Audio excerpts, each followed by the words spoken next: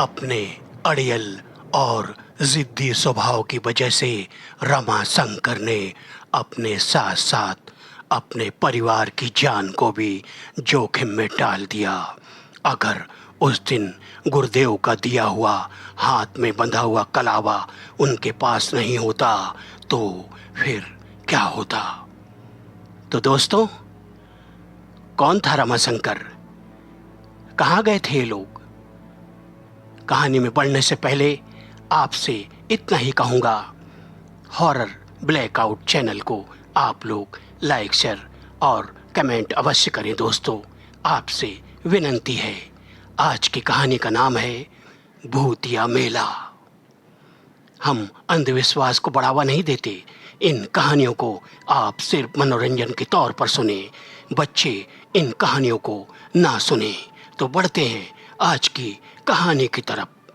रमाशंकर एक बिजनेसमैन था, पर उसका स्वभाव की वजह से कुछ दिनों से उसे बिजनेस में घाटा हो रहा था। पत्नी ने कहा, देखिए, चलें, हरिद्वार चलते हैं। बहुत दिन हो गए गुरुदेव का आशीर्वाद नहीं लिया। पर रमाशंकर अपने स्वभाव की वजह से, नास्तिक स्वभाव था उसका, वह भड़क उठा। गुरुदेव गुरुदेव, अरे क्या रखा है गुरुदेव के पास? तुम तो इतनी पूजा पाठ करती हो ना। अभी पिछले साल तो गए थे, तब से लेके आज तक बिजनेस में घाटा ही घाटा हो रहा है। लाखों का नुकसान हो चुका है। पत्नी ने कहा, इसमें भला गुरुदेव का क्या दोष है? आप उनके प्रति श्रद्धा रखिए। मैं कहती हूँ, चलिए, गुरु पूर्णिमा आ रही है, गुरुदेव के दर्शन करने हरिद्वार चलते हैं। पर रमाशंकर नहीं माना। एक दो दिन बाद आखिर पत्नी ने उन्हें मना ही लिया। वह अनमाने मन से अपनी कार में अपनी फैमिली को बिठाकर हरिद्वार की तरफ चल दिया। वह लोग हरिद्वार पहुंचे और गुरु के दर्शन किए। पत्नी ने गुरुदेव के चरणों में अपना मस्तक रख दिया और कहा, हे पूज्य गुरुदेव, आपका आशीर्वाद सदा हमारे साथ है। मेरे पति के स्वभाव को आप बदलिए गुरुदेव, यह कितने जिद्दी हो चुके हैं। गुरुदेव ने मुस्कुरा कर कहा, अभी भी बच्चा ही है, ठीक हो जाएगा। जिस दौर से ये गुजर रहा है इसे नहीं मालूम, क्योंकि इसके पीछे शनि की 7.5 चल रही है, इसलिए इसे व्यापार में नुकसान हो रहा है। कोई बात नहीं, थोड़े दिनों की बात है, उसके बाद सब कुछ अच्छा हो जाएगा। बेटी, जाओ भोजन करो। और कुछ दिन गुरुदेव के आश्रम में बिताने के बाद वो लोग वापस जाने के लिए गुरु के पास पहुंचे। तब गुरुदेव ने कहा, देखो बेटे रमाशंकर, आज की रात्रि कहीं रास्ते में मत ठहरना, सीधे सीधे जाना, भले ही देर हो जाए, क्योंकि जो मैं देख रहा हूँ वो तुम नहीं जान सकते। पत्नी ने कहा, गुरुदेव, कोई विपदा आने वाली है क्या? नहीं बेटी, मैं हूं ना, लाओ तुम्हारे हाथ आगे करो।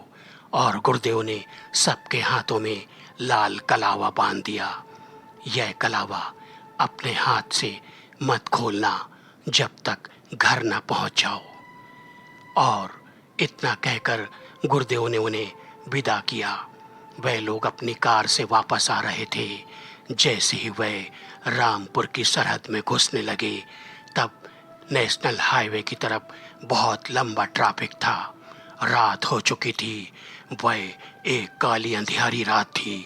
रमाशंकर ने गुस्से में कहा, ये देखो, इतनी लंबी लाइन, अगर ऐसा ही रहा तो लगता है कल तक घर नहीं पहुंच पाएंगे।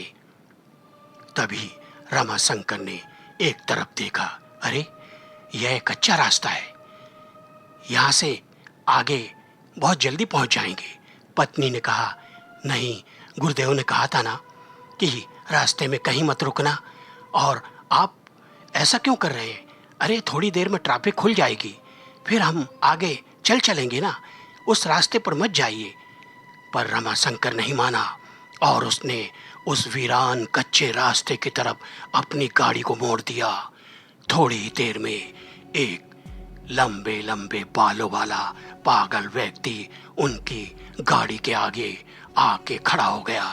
अचानक रमाशंकर ने ब्रेक लगाए और उसे धुतकार दिया कि अरे पागल, मरने के लिए मेरी ही गाड़ी मिली है क्या? पर वह हंसने लगा। आगे मत जाओ, मत जाओ, आगे मत जाओ, बहुत खतरा है। पर रमाशंकर नहीं माना। तब वह पागल हंसते हुए चिल्लाने लगा, मरोगे, सब मरोगे, सब मरोगे वहां। पत्नी ने कहा, आपको ऐसा नहीं करना चाहिए। उस बेचारे का इसमें क्या दोष है? वह तो हमें वही कह रहा था जो मैं आपको कह रही थी। अभी भी वक्त है, वापस मुड़ जाइए। रमाशंकर ने गाड़ी की स्पीड बढ़ा दी और रात का भयानक सन्नाटा छाया था। दूर दूर से जंगली पशुओं की आवाज आ रही थी। ऐसा लग रहा था जैसे कि कोई भयानक आपदा आने वाली है। पत्नी ने कहा, देखिए मेरा दिल धड़क रहा है। मुझे गुरुदेव बार बार सचेत कर रहे हैं कि आगे मत जाओ, वापस लौट चलो। पर रमाशंकर ने कहा, ये तुम्हारी जो बकवास है ना, ये सब अपने पास रखो। सब तुम्हारी वजह से ही हुआ। कल तक अगर मैं अपने दुकान पर नहीं पहुंचा ना तो बहुत घाटा हो जाएगा। मैं एक डील करने वाला हूँ। पत्नी ने कहा, व्यापार तो होता रहेगा, अगर जान रहेगी तो। क्या होगा हमारी जान को? पत्नी चुप हो गई। वह जान गई कि ये नहीं मानेंगे। उनके साथ आए हुए लोगों ने भी उनसे कुछ नहीं कहा, क्योंकि वह जानते थे कि इनका स्वभाव ही ऐसा है। तभी रमाशंकर की नजर दूर एक रोशनी की तरफ गई। उसने कहा, अरे वह देखो, रोशनियां दिख रही हैं। लगता है वहां कोई मेला लगा हुआ है, गांव का मेला। पत्नी ने कहा, आप सीधे चलिए, कहीं जाने की जरूरत नहीं है, हमें नहीं देखना मेला वेला। रमाशंकर ने कहा, अरे मेला देखेंगे ना, बहुत मजा आएगा, चलो मेला देखेंगे।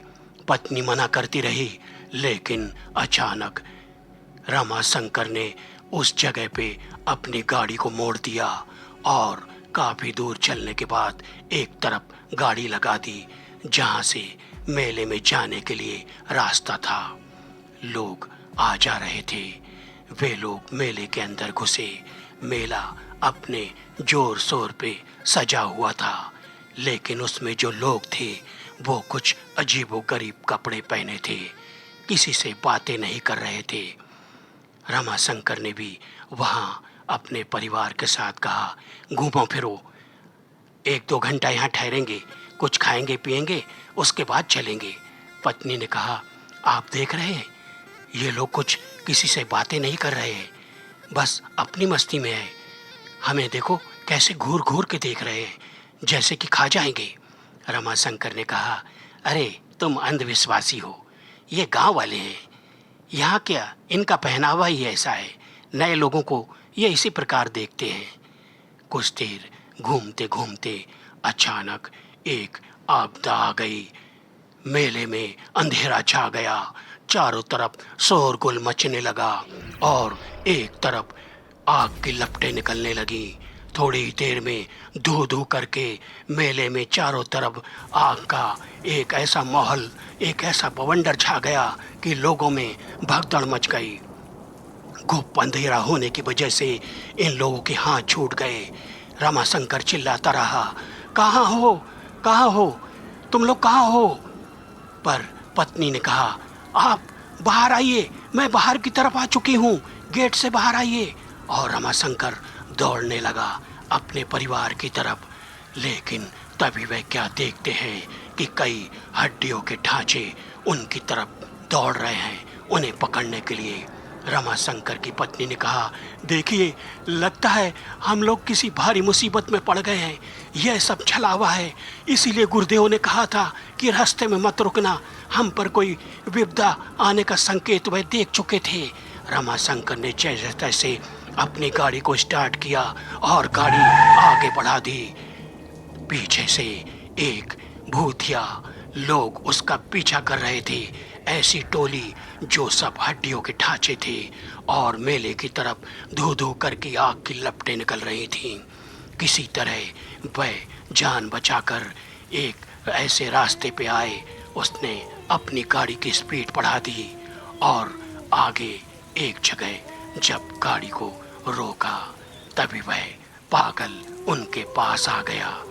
कहा था ना मत जाओ उस रास्ते पर। अरे तू यहाँ कैसे आ गया? पत्नी ने कहा, ये सब गुरुदेव की माया है, आप इन्हें कुछ मत कहिए।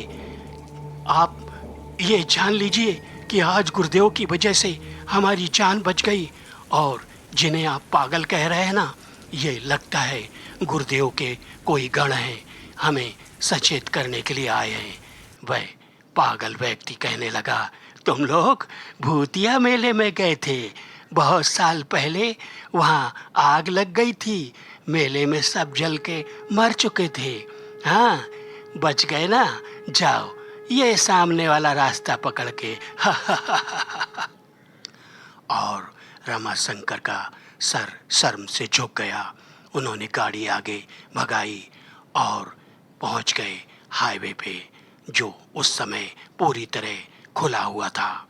पत्नी ने अपने हाथों की तरफ देखा और कहा, देखिए गुरुदेव ने हमारे हाथ में ये जो रक्षा सूत बांधा था ना, इसी की वजह से आज हम सब बचे हैं, वरना क्या होता। रमाशंकर ने कहा, तुम ठीक कहती हो, मैं गुरुदेव को बारंबार नमन करता हूँ। हे गुरुदेव मुझे क्षमा करिए। और तभी एक चमत्कार हुआ। सामने गुरुदेव की एक प्रतिभा, एक छाया आई और वह आशीर्वाद देकर वहाँ से लुप्त हो गए। तो दोस्तों कैसी लगी कहानी? अच्छी लगी हो तो लाइक शेयर कमेंट और सब्सक्राइब अवश्य करना। अगली कहानी कैसी होनी चाहिए इसके लिए आप कमेंट कर सकते हैं। Thank you. Good night.